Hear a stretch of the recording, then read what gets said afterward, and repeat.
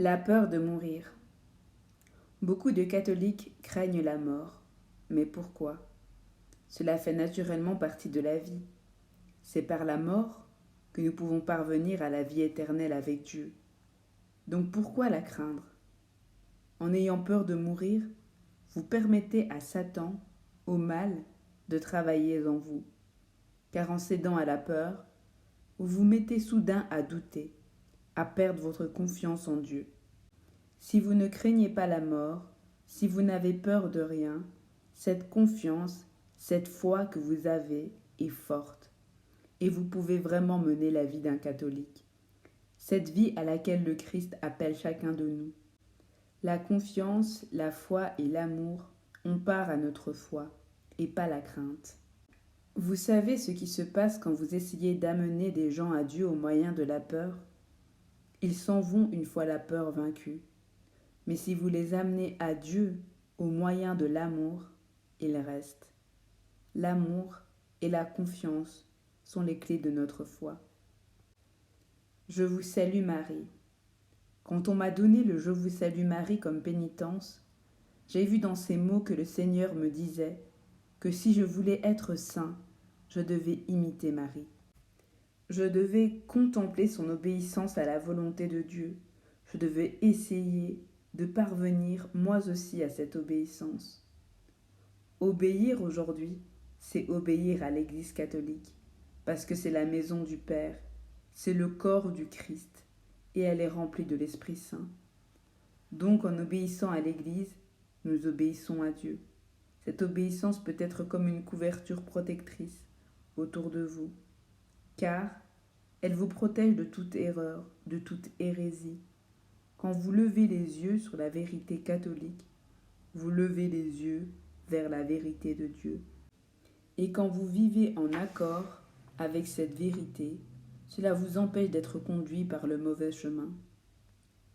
Il est triste qu'aujourd'hui, tant de catholiques disent beaucoup de choses qui ne le sont pas, et écoutent des choses qui le sont encore moins, et les absorbent peu ou trop. Je me demande pourquoi. Car nous avons tout dans le catholicisme. Pourquoi aller voir ailleurs? Nous n'avons qu'une chose à faire, nous conformer à notre foi. Nous vivrons alors dans la plénitude de la vérité de Dieu. Mariage. Tant de catholiques aujourd'hui désobéissent et ils se demandent pourquoi ils ont des problèmes dans leur vie. Tant divorcent. Et pourtant Jésus s'est exprimé clairement à ce propos. Nous ne devrions pas divorcer. Tant le font parce qu'ils n'arrivent pas à s'entendre avec leur mari ou leur femme. Et les disputes s'aggravent, la vie devient difficile.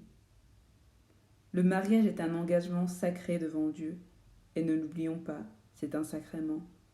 Un sacrement qui ne devrait pas être abîmé, détruit ou brisé. Il arrive bien sûr que des gens, pour diverses raisons, ne puissent pas vivre ensemble. Eh bien, si tel est le cas, vous devez cependant tenir votre promesse sacramentelle. Si vous êtes obligé de vivre séparés, vous ne pouvez vous remarier, vous ne pouvez pas trouver un autre partenaire, car à l'instant où vous le faites, vous devenez adultère. Vous vous mettez à pécher, à désobéir à Dieu. Le mariage est pour la vie. Le mariage est éternel. C'est une promesse que vous avez faite à Dieu, une promesse qui ne doit pas être rompue. Un mariage ne peut être dissous que lorsque l'Église le déclare annulé pour des raisons valides, car Dieu, dans son amour miséricordieux, corrige ce qui n'aurait jamais dû se produire. Avortement, contraception. Beaucoup de catholiques aujourd'hui ont recours à l'avortement, mais celui-ci est un crime, un assassinat. Peu importe ce qu'en dit le monde, c'est la mise à mort d'un enfant innocent. Certains dans le monde disent que ce n'est pas encore un bébé, mais la vie est là dès le moment de la conception, une vie donnée par Dieu, et dès l'instant où l'on détruit cette vie, on offense Dieu. Tant de catholiques utilisent la contraception, et beaucoup disent que tout le monde le fait, et que cela facilite la vie, que l'Église ne sait pas de quoi elle parle. Tous ceux qui le font trouvent des excuses à leur désobéissance. Comme Satan rit. La contraception est un mal, car elle interfère avec le processus de la vie que Dieu a créé. Ainsi donc, ces gens se dressent contre Dieu et s'opposent à lui, devenant par le fait même antéchrist dans leur façon de faire. La contraception est un mal et ne devrait pas être utilisée, quel qu'en soit le motif. Pour les femmes qui prennent les contraceptifs oraux, des études médicales montrent que c'est très mauvais pour elles. En 1995, l'Organisation mondiale de la santé rapportait que les femmes prenant certains contraceptifs risquaient embolie et thrombose. En voici les résultats. Les femmes qui n'utilisaient pas de contraceptifs oraux couraient un risque de 5 à 10 sur 100 000. Pour celles qui utilisaient la pilule à base de lévostrogestrel, norestérone, le risque était de 15 à 40 sur 100 000. Pour celles qui utilisaient la pilule à la base de déogestrel géostreden, le risque était de 30 à 80 sur 100 000. Même celles qui n'utilisaient la pilule que pour un temps limité, de 1 à 6 mois, courent le risque de développer un cancer du col, 190%, comparé à celles qui ne l'ont pas utilisé. Le Japon, pour des raisons concernant la santé, a rejeté la législation sur les contraceptifs oraux jusqu'en 1999. Au Japon, la probabilité pour les femmes de développer un cancer du sein est de 1 sur 50, en Amérique de 1 sur 8, en Australie de 1 sur 16. Le Daily Telegraph de Sydney, Australie, du 25 janvier 1999, rapportait 6 jeunes femmes de Nouvelle-Zélande, âgées de 19 à 32 ans, sont décédées par suite de caillots dans le sang après avoir pris des contraceptifs oraux de marque courante. D'autres études de ce genre existent. Leur existence est souvent dissimulée. On n'en entend pas parler. Vous devriez avoir conscience que ce que vous prenez n'est pas bon pour vous. Cela altère le processus que Dieu a créé dans votre corps. Cela combat le processus naturel de celui-ci. Et il y a un prix à payer. Parfois, quand les gens arrêtent de prendre des contraceptifs oraux et essayent d'avoir des enfants, ils découvrent qu'ils ne le peuvent pas. Il y en a tant qui deviennent stériles parce qu'ils ont pris des contraceptifs oraux, qui veulent maintenant des enfants et qui se demandent pourquoi c'est impossible. Vous ne devriez pas prendre ces choses-là. Comprenez aussi que dans l'Église catholique, il existe la méthode Billings, dont l'efficacité est de 98 à 99% pour la planification de la famille. Vous devriez en parler à l'Église. C'est approuvé par elle. Cela n'interfère pas avec le processus que Dieu a créé. Et c'est ce que vous devriez utiliser. La planification naturelle de la famille. Parlez à l'Église. Causez-en avec eux. N'écoutez pas le monde. Écoutez l'Église de Dieu. Si vous utilisez la contraception, vous faites mal et vous devez arrêter. Car en vivant dans cette erreur, en vivant ce mal, vous ne vivez pas votre foi et vous vous ouvrez de plus en plus au mauvais. Nous acceptons tant de choses en désobéissance et puis nous demandons pourquoi la souffrance dans nos vies, tant de souffrance dans nos familles, tant de souffrance dans le monde, et tout cela provient de la désobéissance. Dans l'obéissance de la foi, nous trouverons le bonheur, nous trouverons la joie, nous trouverons la paix, nous trouverons l'amour, nous trouverons la sécurité. C'est ce que Dieu nous a offert dès le commencement.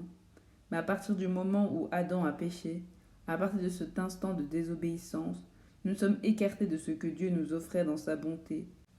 Et nous avons continué de le faire tout au long de notre histoire jusqu'aujourd'hui. Nous trouvons tant d'excuses à notre désobéissance pour la rendre acceptable. Tout le monde le fait, disons-nous, c'est correct. L'Église ne sait pas de quoi elle parle. En vérité, c'est l'Église qui sait de quoi elle parle. Parce qu'elle possède la sagesse de Dieu, et nous devrions vivre conformément à cette sagesse. Ne pas le faire fait de nous des insensés. Sainte Marie, pleine de grâce. Le Seigneur m'a dit que si je voulais être plein de grâce, si je voulais être comblé de dons, il me fallait encore une fois être obéissant. Car c'est cette obéissance qui a permis à Marie d'être comblée du Saint-Esprit. C'est la même chose pour moi et pour tout le monde. Si tu veux que les dons et les charismes augmentent au cours de ta vie, si tu veux être béni par Dieu d'une façon spéciale, et cette foi obéissante, et tu ouvriras alors ton cœur et ton âme à l'Esprit Saint, et il déversera ses dons, il déversera ses grâces. L'obéissance est la clé de notre foi. Nous devons nous mettre à vivre de cette façon, à être un exemple d'amour-obéissance. C'est cela qui montre au monde que nous sommes semblables au Christ. C'est cela qui montrera au monde que nous aimons vraiment Dieu et notre prochain. C'est cela qui témoignera au monde de l'amour de Dieu et qui le changera. Que ton nom soit sanctifié. Dans ces mots, j'ai vu que dans ma vie, je devais glorifier Dieu. Quand j'ai commencé à prier sur les gens pour leur guérison, et beaucoup de guérisons merveilleuses ont commencé à se produire, des aveugles voyaient, des estropiés marchaient, des sourds entendaient, il m'est soudain venu la pensée que j'étais bon, que j'étais quelqu'un de spécial. Mais Dieu m'a rappelé que c'est Dieu le Père, le Fils et l'Esprit Saint qui fait tout. Que moi, comme pourrait le faire n'importe qui, je priais pour guérir et rien d'autre. Si vous croyez en Dieu, si vous persévérez, si vous croyez en son pouvoir de guérison, Dieu agira à travers chacun de vous, comme il le fait à travers moi, parce qu'il nous aime tous pareil. Ce qu'il fait par mon entremise, il le fera à travers d'autres, car il désire utiliser chacun de nous qui faisons partie de son Église. Il veut utiliser chacun de nous pour déverser son amour sur le monde, afin de le changer, pour faire du monde un lieu de sainteté et de bonheur. Et à cette fin, il veut donc faire de nous ses instruments. Vous n'avez donc qu'à croire, à persévérer et à avoir confiance en Dieu. Et il vous utilisera. Ces prières de pénitence sont si importantes pour moi maintenant, car quand j'y réfléchis, je vois Dieu qui me guide à travers elles.